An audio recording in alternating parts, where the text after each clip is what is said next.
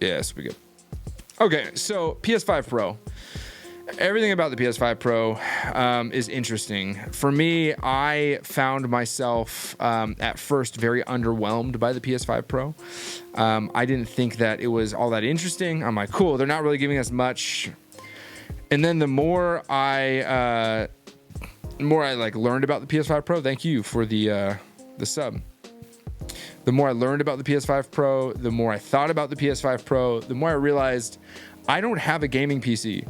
And so the cost that the PS5 Pro has of $700 without a disk drive, all that stuff, the cost of that machine is cheaper than a gaming PC. 1, 2, I've been on PlayStation for years.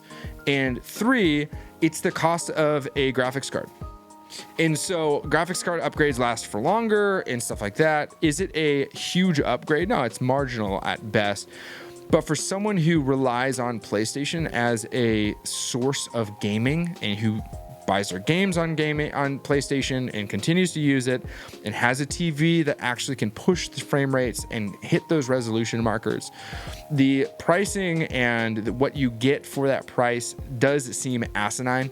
It seems ridiculous that they would charge that much money for a machine.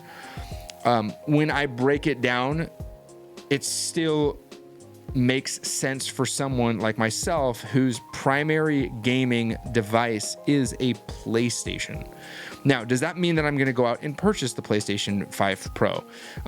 Probably, but I am heavily considering switching over to PC gaming. I just don't have a PC. I don't have the finances to get a PC, right? I don't have the $1,000 to $1,500 it would take to get the PC going,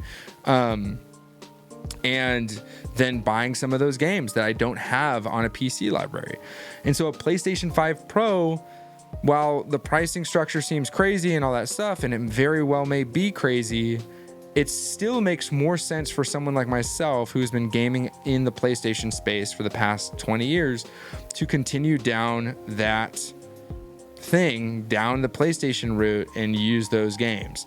Now, I will say that the pricing of the PS5 Pro, the upgrades that are there, as well as how my experience was with the Steam Deck and all that stuff, does have me heavily considering switching over to PC and Steam for my gaming and as a whole.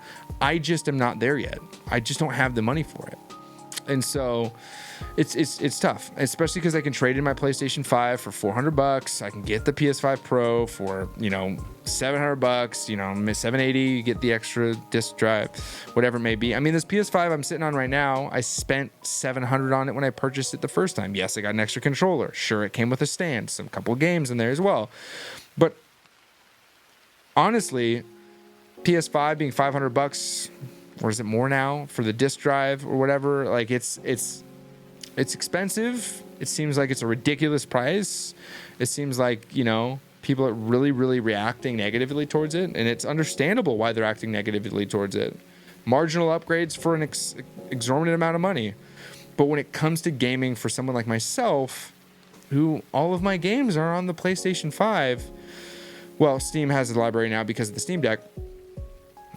If I had the finances to switch to Steam, I would. I guess that's a better way to put it. But as it stands now, the PlayStation 5 Pro works for me. It would work for me. We'll see. Hey, if this takes off and I can afford buying a PC in the next couple of months, might do that instead.